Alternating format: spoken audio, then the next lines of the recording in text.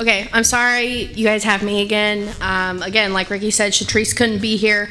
So we're going to talk about cybersecurity attacks. Does anyone need the QR code, though, before we put up our next PowerPoint? Okay. Martin, okay. Decatur. Where's Julie at? I know Brown County got hit yesterday, so she might be dealing with that. I feel like there was another one, but I don't have to call you out. Oh, you had a small one. Yours was a vendor one, right? Okay.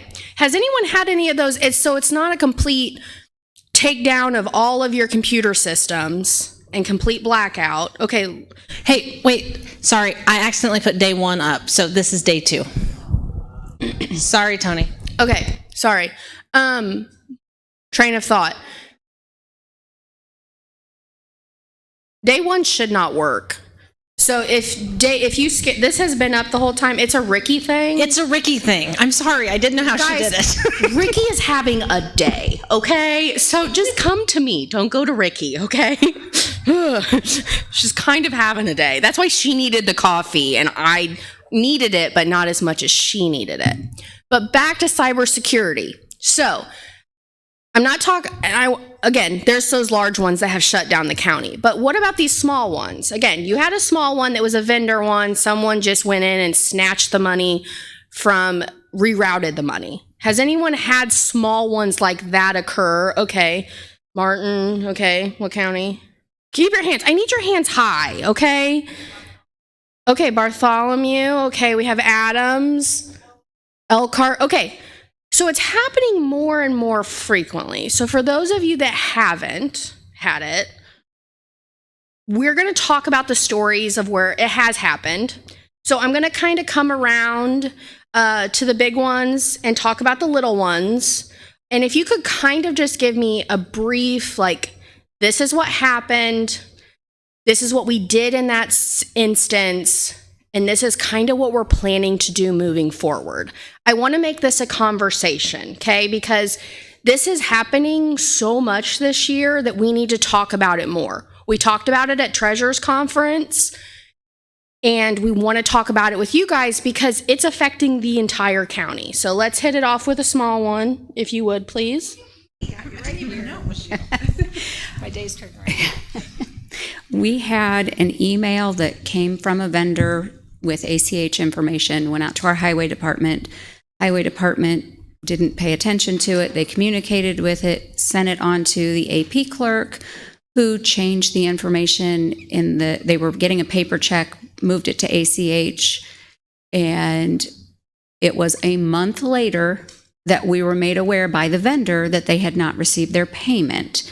So we dug around. I immediately called our county attorney, called the prosecuting attorney as well, who got me in touch with the state police, contacted our insurance company, contacted state board. We're still in the process of working with the company. We made an immediate change in my office that anybody who's wanting to do an ACH, you have to mail it in or you have to physically bring a copy into our office. We have had that particular vendor that we used, that was the second time that has happened to that vendor.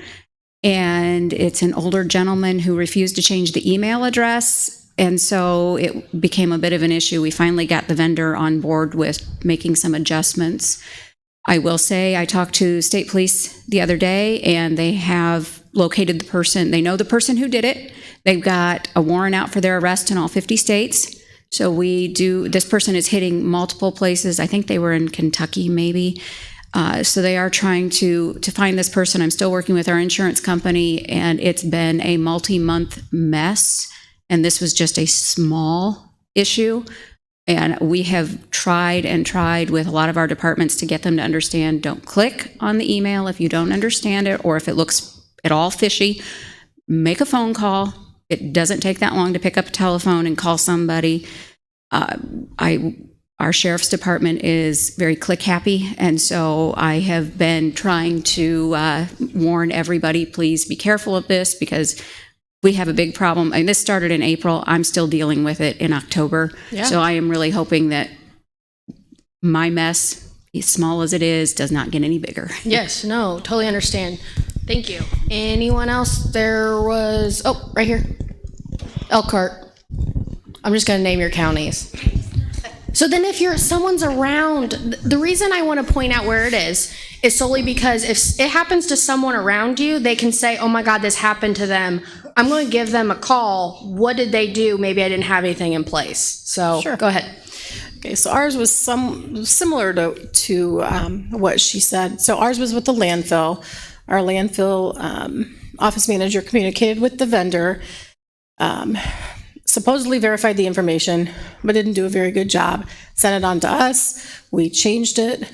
And it was interesting because when we looked back, every time this vendor was supposed to get a check, right before we would get ready to cut the check, they'd send in a new ACH notice or a new bank account to change it to.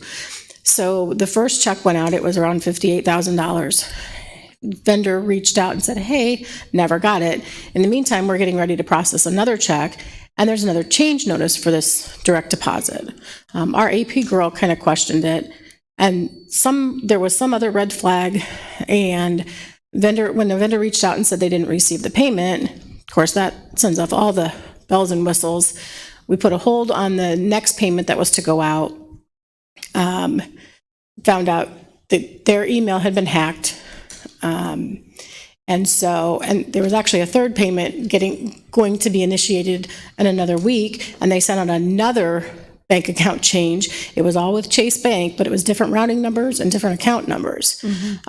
So we contacted State Board. We did all of those things. We got a hold of our bank. We were very lucky because our bank was able to recover the $58,000. Oh, good. I said, not a very smart criminal when you leave that money in, but He was like, I have time. and I'm guessing that they probably got money from other places too, and that money was, but yeah, it was the same bank, just different routing numbers and different account numbers. But we kind of assumed maybe it was an inside job because it's kind of strange that every time we were getting ready to make another payment, they changed the bank account to another bank account. So, but now going forward, doesn't matter if the departments have verified the information, we're going to make a phone call. And we're going to find a trusted number that we know to the vendor because we're not making that change. Yeah. And like all of our taxing units, we won't make any changes unless they come in person. That's, yeah. So, I mean, you got to do what you can because, again, Absolutely. they're counting on you not to pick up the phone and not to ask you to come in person. yes. And I mean, we want to do as much as we can by ACH because it saves us money and it saves us time. But on the other side of that, you've got the risk of somebody hacking into an email address and Yeah. it's... No, definitely. Thank you very much. Okay, got another county that wants to share back here? Got Adams and LaPorte, I think.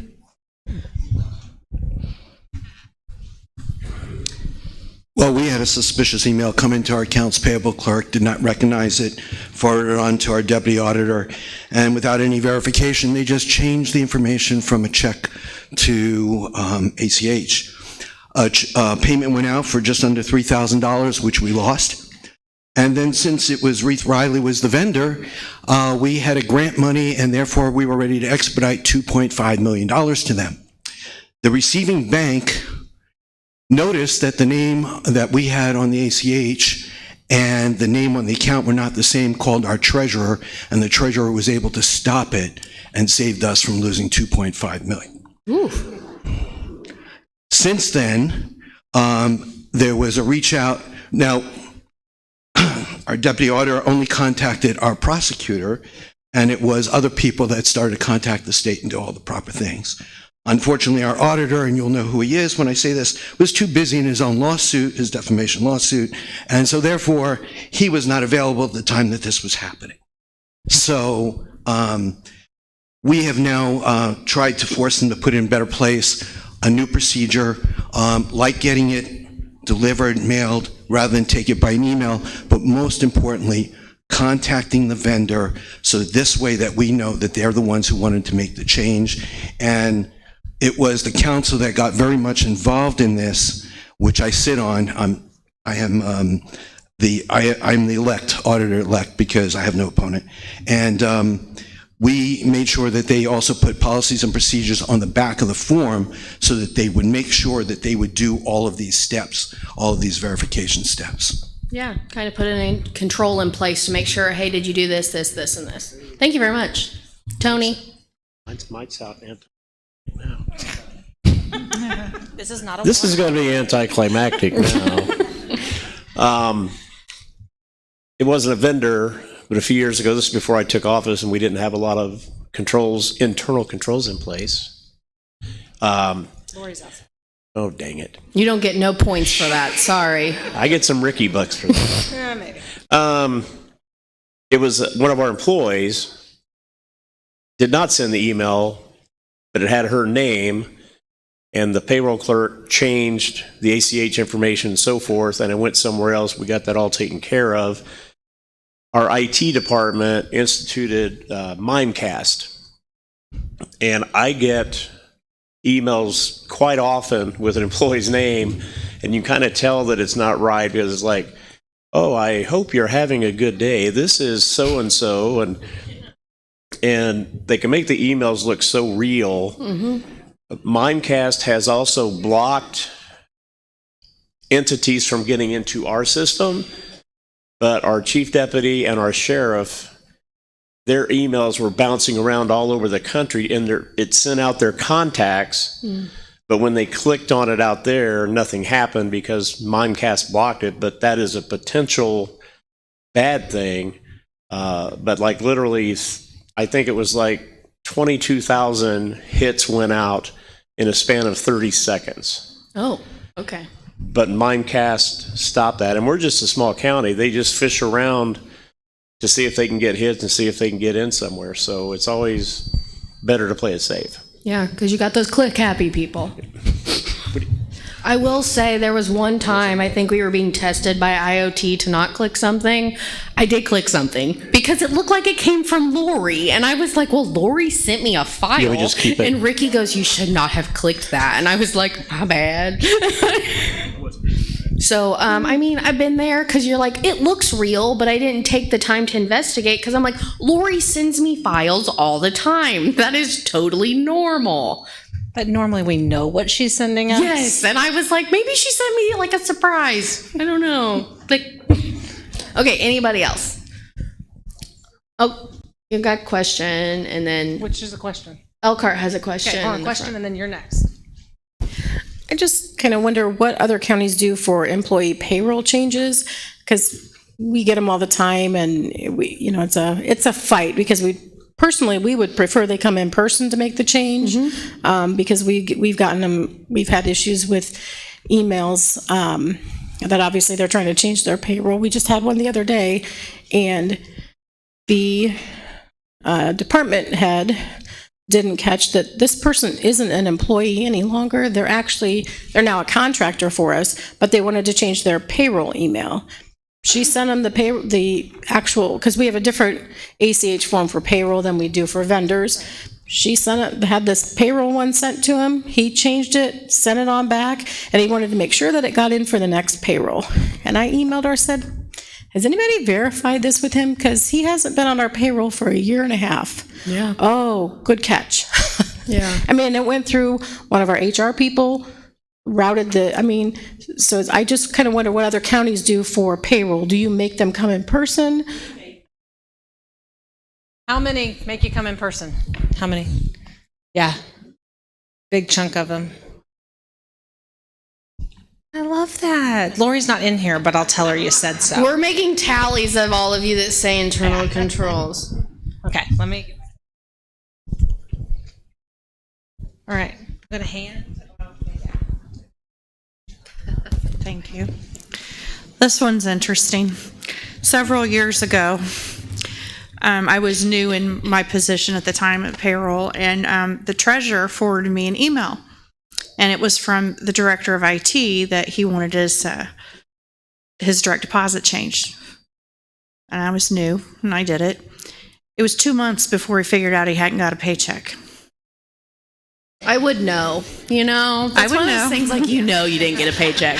But It took a long time to get straightened out. But what we do now is if you work in an entity, a county entity that can't directly bring it to me because of your hours or whatever, if you send me an email, I'm not going to change it until I talk to you and verify to leave that as a convenience to the employee.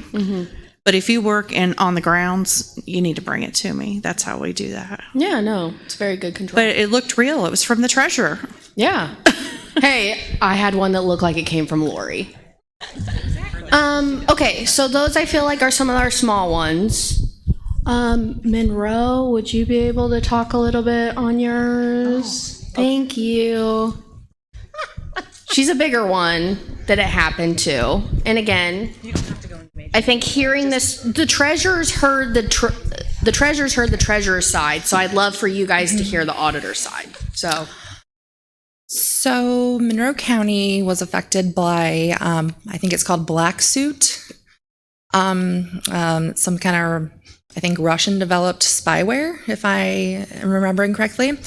So that infiltrated our network. We were down for about a week.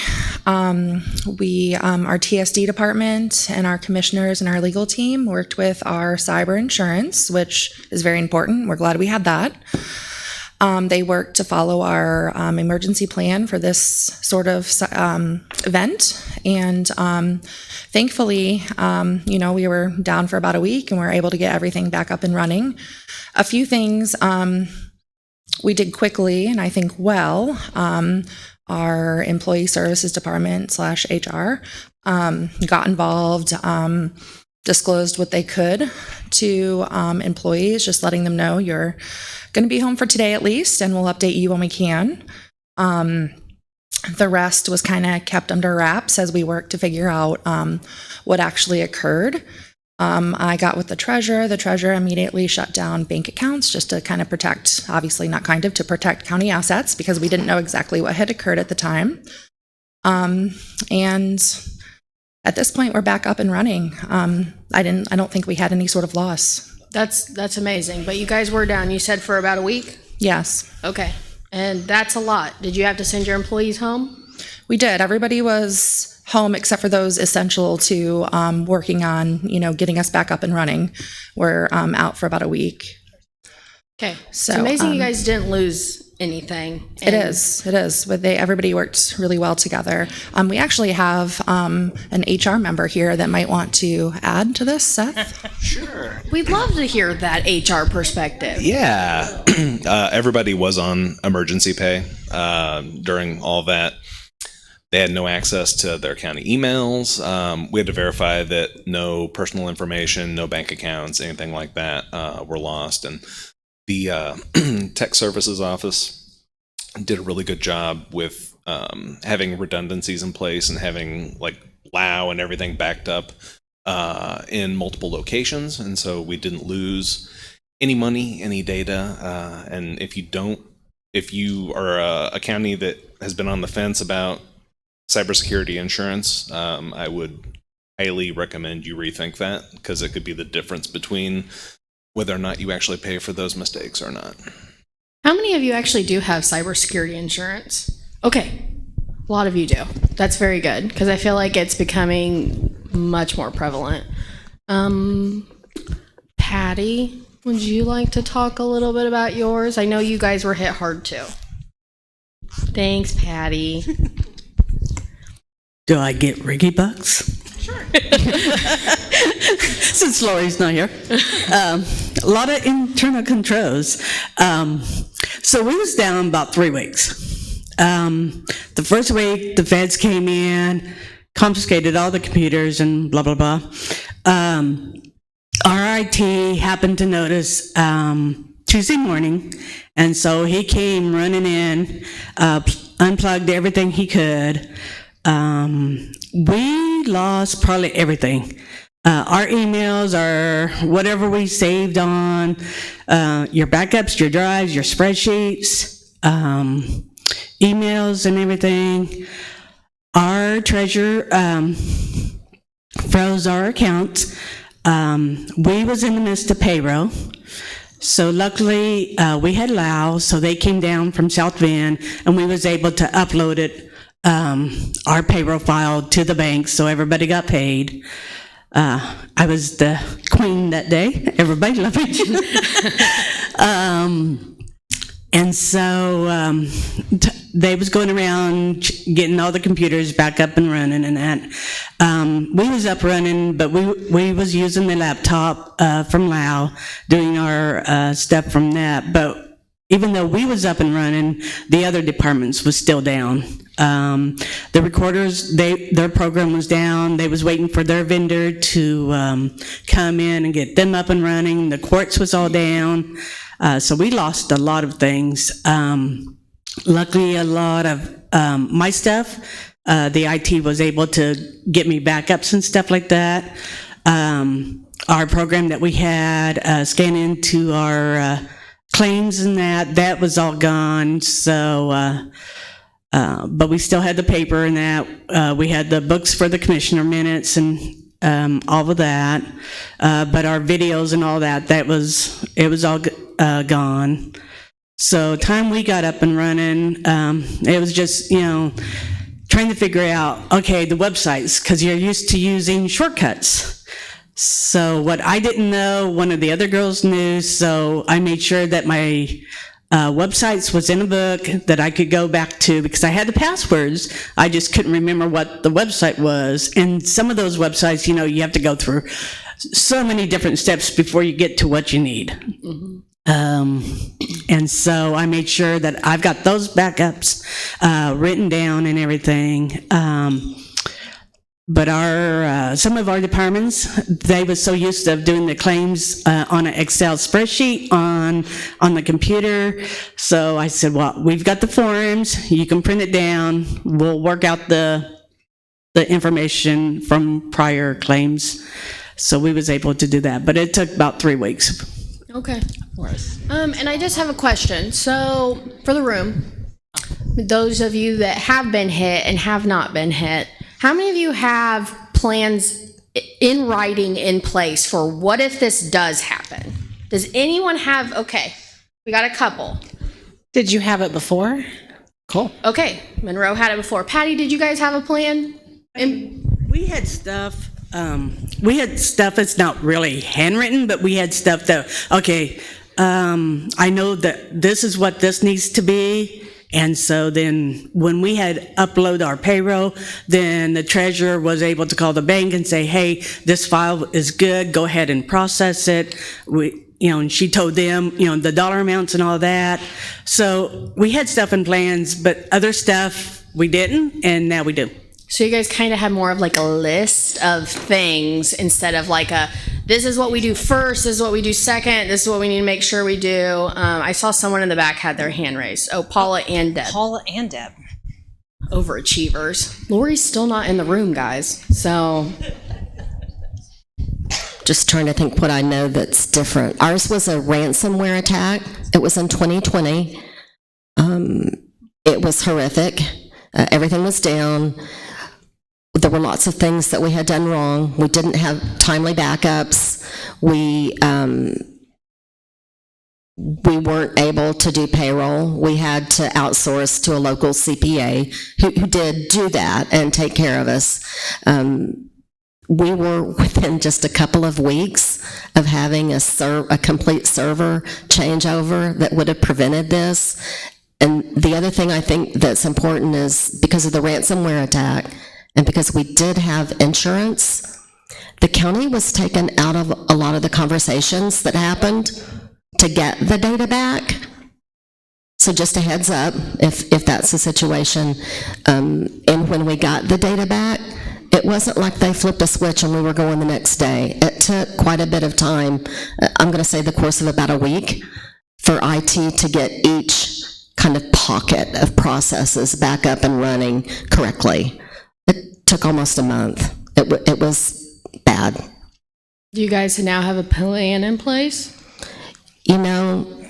Oh God, Paula. I'm not sure. I've only been there a few months. Oh. I don't know. I hope. Go look. I will. Email us after with like a yes or no. I'm just kidding. I will tell you that IT has done amazing work in improving what we were doing. I mean, our tax software we hadn't backed up for months. Everybody thought somebody else was doing it. Okay, so maybe you guys have implemented some more controls to make sure you have backups in place. Thank you. I just kind of wanted to comment on the cybersecurity insurance. We had like a little task force that was like a risk assessment study, and our IT worked with our liability agent. They do have a plan in place. I don't have a copy of that, with me, but it's very detailed, and our first course of action is to contact, shut down anything that's been invaded and contact State Board of Accounts. I love that. Tony? He's clapping. I don't know. We have a COOP plan. And, COOP. What? Continuing operations plan. If there's a natural disaster, if there's a ransomware, Oh, all of our servers are backed up off site. I think 2 places.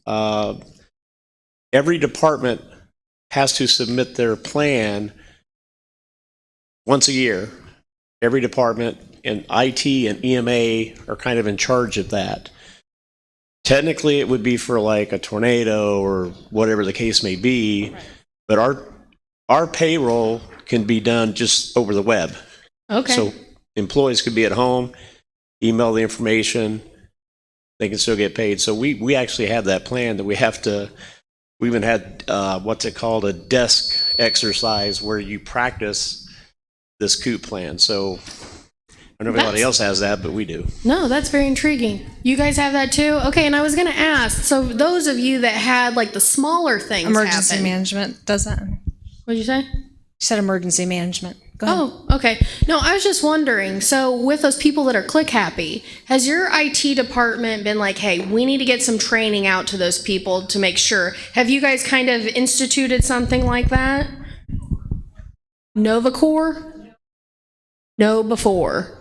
Okay, sorry. Yeah. We had some no before I don't remember. from the state for a while. I clicked the link. Obviously, I know you didn't did. Pay attention. I know you did. I'm trying to be better, okay? You don't know how many emails I now go, that looks like a phishing attempt. I'm not going to click on that. Right. So, has this helped? Has this benefited you guys? Has this kind of gotten your wheels turning? We don't mean to scare you, but we want to inform you because these things are happening. Fraud is on the rise, whether it be big or small. We want you guys to have those plans in place. So, I love to hear that you guys do like a run through. That's really great. It's updated yearly. These might just be things, again, think of cybersecurity insurance. Think about those plans because Ricky's going to talk about those plans in her slide deck. But does anyone else have any other comments, questions? No? You guys just, Hold on. Listen, they can't record you if you don't talk in the microphone. So this is a side note. Checks. Lately, we've had some problems with checks. And I was surprised. We do have in place positive pay. And this saved our butts because this check was like $80,000. And it got stolen from the vendor. It actually went through the first bank. The guy had used a label and put a label on top of the check and changed it to his name and address. And that first bank actually put that through, which completely shocked me because, that check's been altered right there. Mm-hmm. Why would you put it through? But our bank, of course, stopped it. And fortunately for us, we had a stupid criminal. He used his real name and went to his real bank. And he didn't get paid, but he got a free trip to jail. Oh. So, and the second side note was our treasurer always complained about having to do positive pay because she's like, why do we have to do all this extra work? When this happened, she says, I'll never complain because that saved my butt. Exactly. Yeah, what was the fraud webinar we watched where there's a pin that can't be washed off? I didn't watch it. You and Lori watched it. Yeah, it's called the Uniball. You can get it on Amazon 2.0. for like What, And like 89 cents a pen or something? Yeah, the ink will stay on the paper the life of the paper and can't be washed off of checks. We'll find it on Amazon, but it's called Uniball 2.0. It's like a gel pen, and our office has them. And I assume that we use it to sign like documents with, because again, it's for the life of the paper. But that was one like little fun tidbit. So buy some of those pens. They can't be washed off. I mean, it's kind of neat. That's all I They have. need to make it like printer ink, right? 'Cause Yeah. you guys are all printing. Yeah, exactly. Someone needs to come up with that technology. Man, I shouldn't have said it out loud. Yeah, I know. They're going to steal our idea. Okay, are you ready to come up here? I can, if you're done. I don't have anything else unless do you guys really want me to keep asking you more questions and prying? Oh, wait. Nope. Got one. Just real quick, I will say that talking with our bank on the situation we had, it was an unknown bank. You know, if I would have processed it, I would have probably even questioned even more, an unknown bank for an employee, not something local, whatever, not one we even had in our system. And it was Green Dot. Several people may be familiar with it, but it wasn't normal. Those are those cards. And that's what I was going to say. The bank said to be even more cautious with someone that is using a bank like that it goes directly to a card versus to a bank, because they can just take that card instantly, it's gone, and that account is closed and you're done. Yeah. So be even more cautious on those. Yeah, do a lot of people have employees with those cards? Okay, couple. Because those are becoming more frequent. And I've also seen, keep hitting the microphone. Did you guys know that you can't buy gift cards anymore with debit cards at most gas stations and things like that? You have to use cash because it cuts down on people swiping and fraudulent transactions. I didn't know that. It's only at some places, though. Well, I went into a store and they have implemented that too. And so I was like, what? I'm never going to be able to buy anyone a gift card. I know. I don't have cash. My kids take it all. So, any other comments, concerns? You guys enjoying this? You like hearing about this? It's very interesting. Ricky's going to come up, blow your mind on some presentation slides. And we love her in her glasses, right? We do. She looks gorgeous in her glasses. Here you go. Thanks. I hate my glasses with a passion, but I cannot see. I was getting a headache, so they are on. All right. So, like Stacy said, we kind of had to pivot a little bit.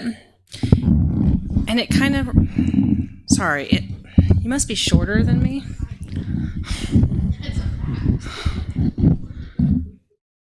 All right. Can you hear me? Okay. And so we started talking about cybersecurity because we get a message from somebody probably, I don't know, at least every other week of it happening. It does sound that safeguards are being put in place, the positive pay, there's some other internal controls. And so things, we have not seen a ton of money going out here recently. But we were thinking this is really great, but how many of you were here in 2020 when the world shut down as an auditor?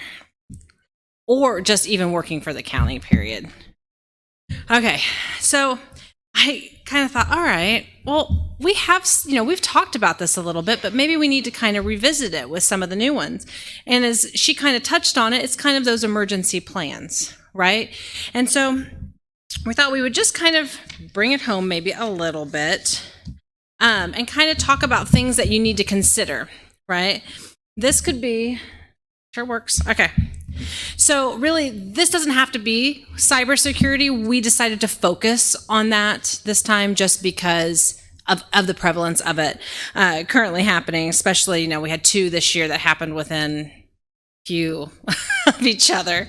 But this could happen in a natural disaster. Like Tony was talking, you've had a tornado that's went through and tore up everything, or God forbid, a pandemic. Right?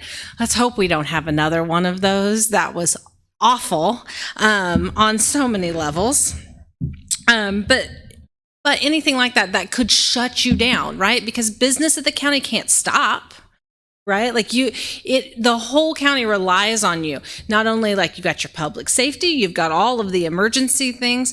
I mean, you guys are such a crucial part.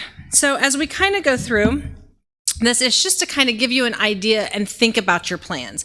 Well, your county in itself should have an overall plan, okay, of like what they're going to do. Moving forward, you really need to have office plans too, right? Because they're thinking big, and then each office should be thinking a little bit smaller, okay?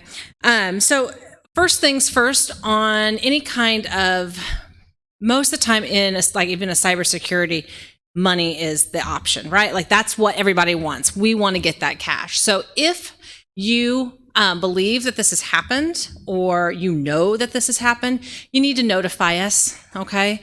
It does not have to be your first call, right? Like that doesn't have to be, but it needs to be timely. So we need to be on the list of people that you call to let know it happened. We'll kind of like get some information from you. We may talk you through it. We may have a conversation as you're trying to get that money back.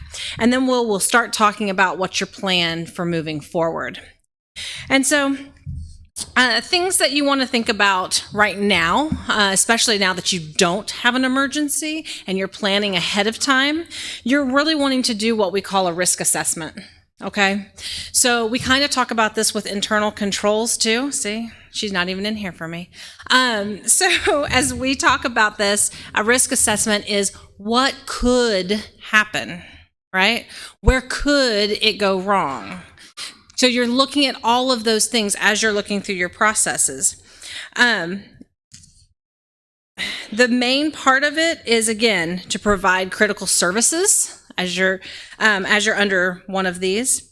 The continuity of services, payroll's important. People don't like when they can't get paid, right? And who's the first person they come to when they can't get paid, right? So continuity of services, and then recovery, right? Like how do we recover that? And we hope to make that recovery more short-term than long-term. It's hard when it's taking weeks and weeks and weeks to come out of it.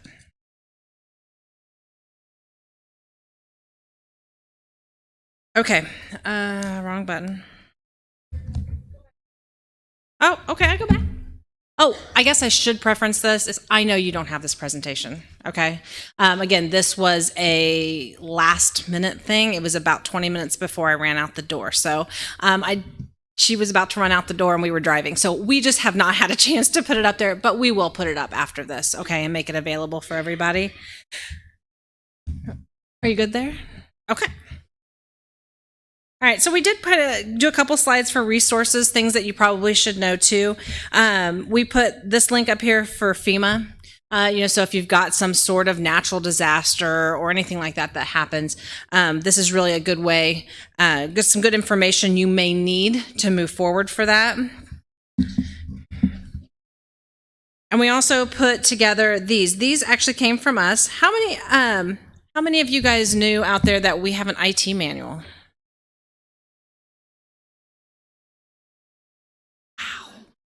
Did you know that we have an internal control manual? I feel like that all hands should be up on that, even though Lori's not in the room, but I will tell her that none of you rose your hand. Okay.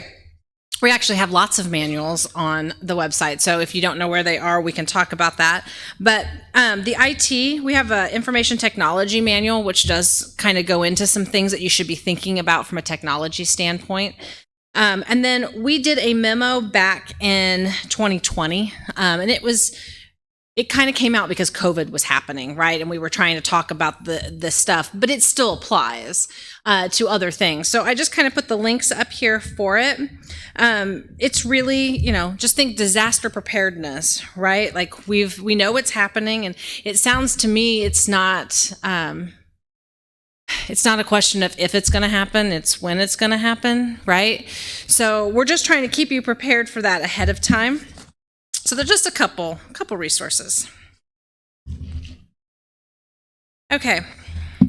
So there was also a memo that we issued, April 3rd of 2020. And it's still available. It's never been rescinded or anything like that. And it's about the continuity of essential operations. Again, same, it came out because COVID forced us in to start thinking about these things, but it's still a very applicable memo. And so we kind of thought we would kind of break it down a little bit from that memo. The first thing to really kind of think about in these events and what's happening, again, would be like your order of succession, right? So what if something happens, let's say, this would be like the pandemic is the easiest one to say, right? When everybody would get COVID and they would be out and somebody else would have to step up to the plate. So you should have some sort of, idea of how succession would work. A lot of times we think, well, I got my chief deputy can do all of that for me. But what happens if the chief deputy's out too, right? So think long term on that.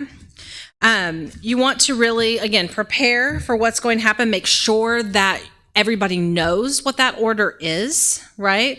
Knows how to proceed when, if they are tapped to take over the reins for a few. You need to make sure that as you're thinking about order of succession, that you are also thinking about access to things, to information, things that are needed. Do they have access to the system? How do they get access, right? So if your system allows you to give different levels of security to people, if you've got somebody who's going to need to have that access, be thinking about in your plan, how do I make sure they have the access when it's needed, right? Is that just you work something out with the IT person? Is it you that gives the access? But just make sure that you're considering it.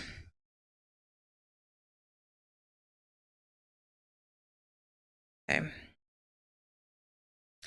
Make sure that your order of succession really is really within your office. I mean, there are times, I know during COVID, where that was really, really kind of hard and we were playing around with stuff, but it really needs to be within your office. We don't want to change that segregation of duties if we can help it. It would have to be a really big emergency to think outside of that.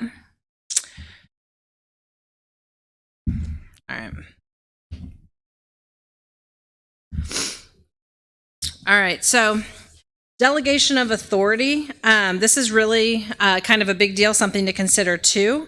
You obviously, you have a greater comfort level delegating authority to your chief deputy, right? Who's kind of there, your right-hand person doing your thing. But again, think about cross-training those people so that other people know how to do things in case something were to happen, right? I mean, this is even good if you had somebody has a death in the family and has to take bereavement for so many days, but payrolls due. If she's the only one that knows how to do it, you're stuck, right? So you can even apply this to other things like that.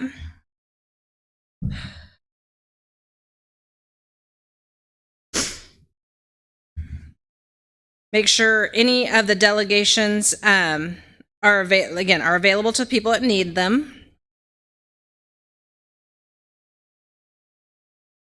For you guys, think about also like signing the checks, right? If something happens and you're not in, who's that delegated person that can do that if they need to?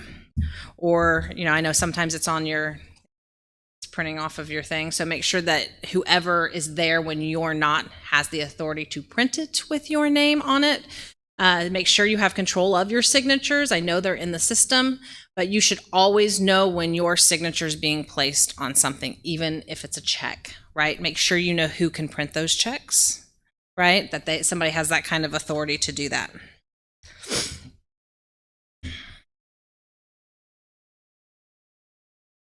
This is sort of not something I really wanted to talk about, but we will real quick.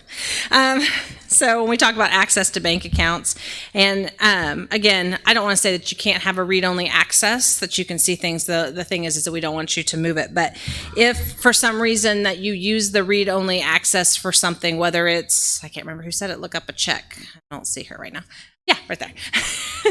If you're trying to look up a check, or that is something part of the job duties and you're unavailable to do it, again, figure out who is going to have access to that. I'm going to actually recommend you write it down, right? Like you need to have a conversation with your employees and what they're going to be doing, but having a written policy that they can follow is nice too, because again, it's not like these happen every week or every month or even every year, right? And so you may have had a conversation with an employee, but when a time comes, they may, what did she tell me in her office on that day? Like, what am I supposed to be doing? So having it written down, letting them know where it's at also helps keep services and stuff moving.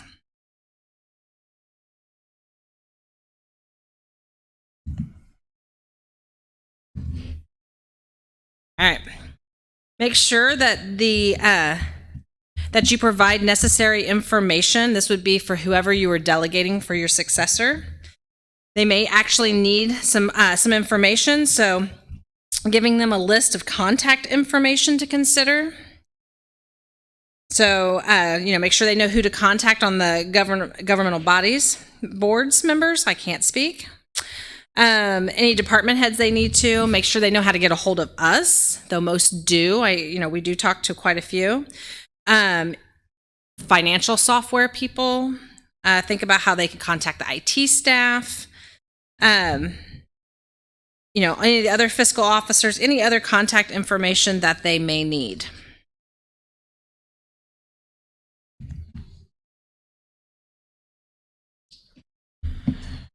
Information technology, your IT individuals, this one is, they play a huge part in the cybersecurity, right? Like if you've got them, they are in the trenches with you trying to get everything back that they possibly can. So you really want to work with them and look for protocols and things like that can, recover your information. Hopefully you have processes in place offsite, or I remember a unit, and I do not believe it was a county, it's been years ago. They're like, oh, we do a backup. They backed up on the same server that they, so when that server went down, guess where their backup was? So, those are not things I think happen very much anymore. I think in this technology world, we have learned to include those things separately. But you also want to think about that every day as you do your backup. How many of you guys back up all your information daily? How many do weekly? Does anybody do monthly? Is there anybody that doesn't back up? Do you physically have to back up, or does your system do it for you? Who said system? So your system automatically does that for you and does that backup? Anybody have to manually do their backup? So making sure that you've got that backup. I know most of you work with a vendor, so I'm assuming they've thought about some of these things and are putting those protocols into place so that if you were to be attacked, you can hopefully bring back that data.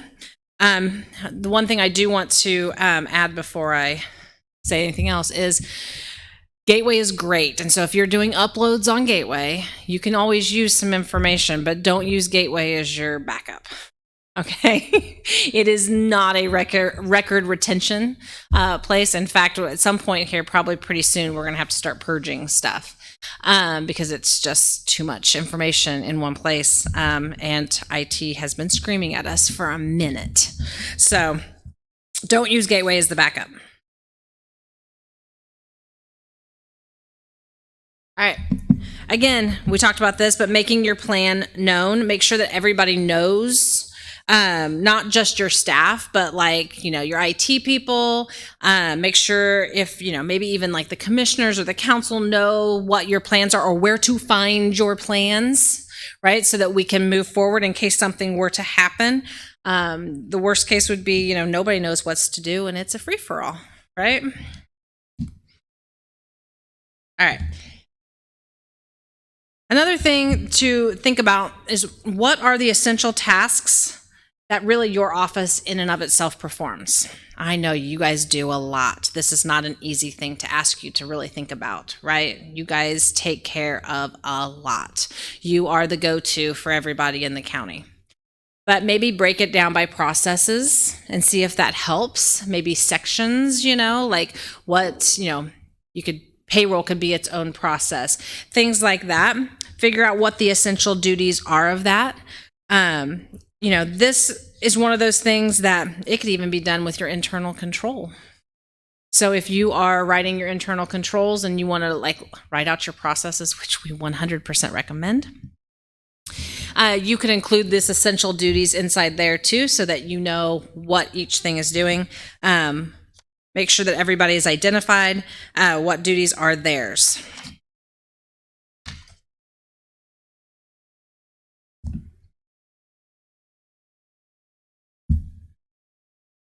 Trying to go a little fast because I think we're running out of time. All right. So again, we talked about controls and procedures.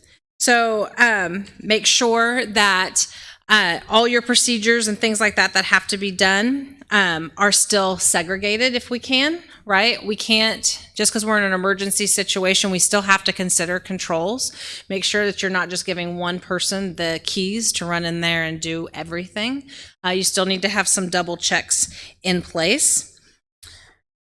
You may have to adjust controls in place during any kind of an emergency because what you originally set may not work in some kind of emergency situation. You may have, an office of 5, but during that emergency, there's only 2, right? So think about what you're doing and how that can adjust for you. And it may just be a temporary adjustment. Make sure you document it, right? Because if you don't have it documented, can we prove that it was done? Okay. I would have given Ricky bucks all day for somebody to answer that one. Did you just laugh?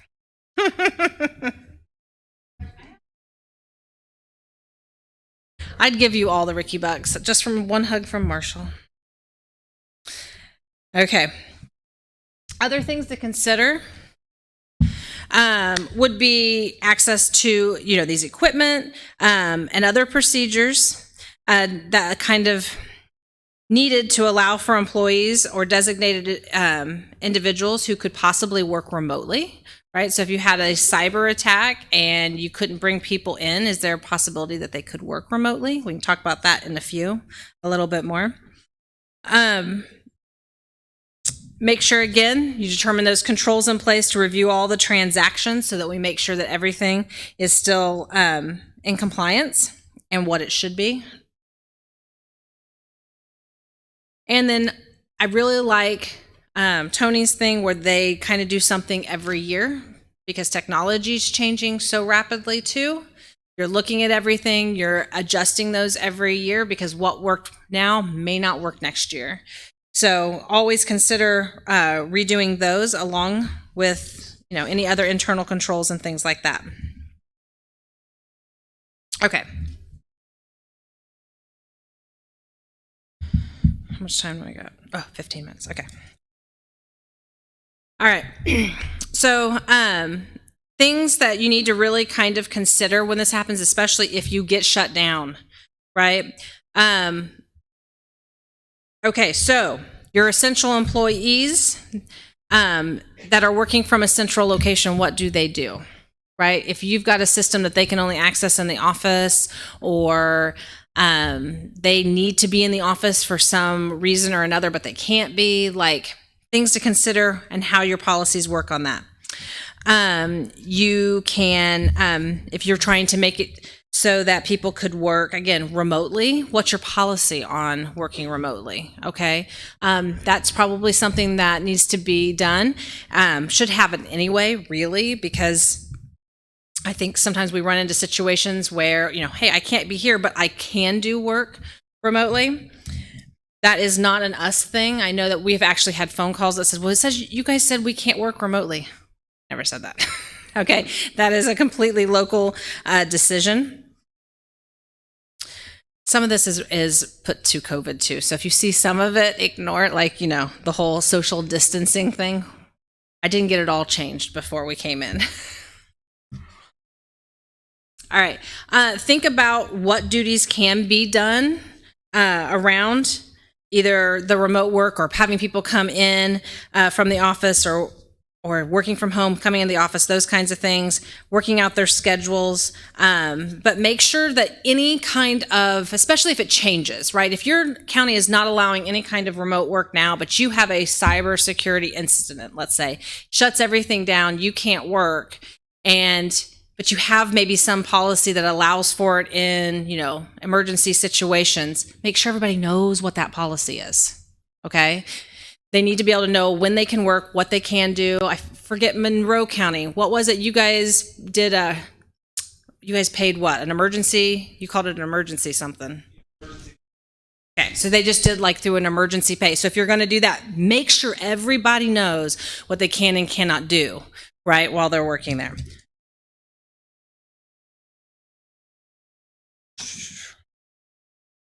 All right. If they are working remotely, you also need to be thinking about other things like how do they check in with you, right? How do they, if you have, let's say you had a time card thing and everybody was clocking in, but you're working remotely, can you clock in remotely? If you can't, how do you tell when that person comes in and goes out? You need to work those kinds of things out as well. You may also need to think about, if you're letting somebody work remotely, what are the security issues? Do they have access to your system remotely? Can they get into their network? Maybe they're doing some sort of public network. So you need to have probably rules in place of where they can connect and where they shouldn't. The state does. In fact, when we are at certain places, if we're going to access certain things, we have to actually log into a VPN in order to access it. They won't let us access it without it. Okay, so think about those kinds of things if you're allowing others to work remotely. I think the main thing to consider really through all of this is how to keep your operations running in any situation. So you need to be detailed, but you could also make it, this is going to sound weird, you could make it broad enough to cover different scenarios, but it needs to still be detailed, okay? If something won't fit most scenarios, then maybe you need to dig down a little bit more in that to make it fit each one, but you can't just be really generic because that's not going to help anybody, right? So make sure that you've thought about all of that. The risk assessment is the number one place to start. Make sure, again, that all of your communication with your employees is done so they know where they stand, they know what is expected from them. Make sure that they have the proper training. So don't expect somebody to do something, but they've never done it before. Make sure that any other things that are happening, so if it's it's a national disaster. It's a natural disaster or something, maybe if they're not supposed to be entering the building, what's your notification to let them know that, hey, it's too dangerous? If a tornado took through your courthouse, I mean, hopefully they wouldn't, but if maybe the auditor's office is still standing, I don't know. It could happen. Make sure that they, know whether or not they could enter into that building and make sure that it's safe for them to be there.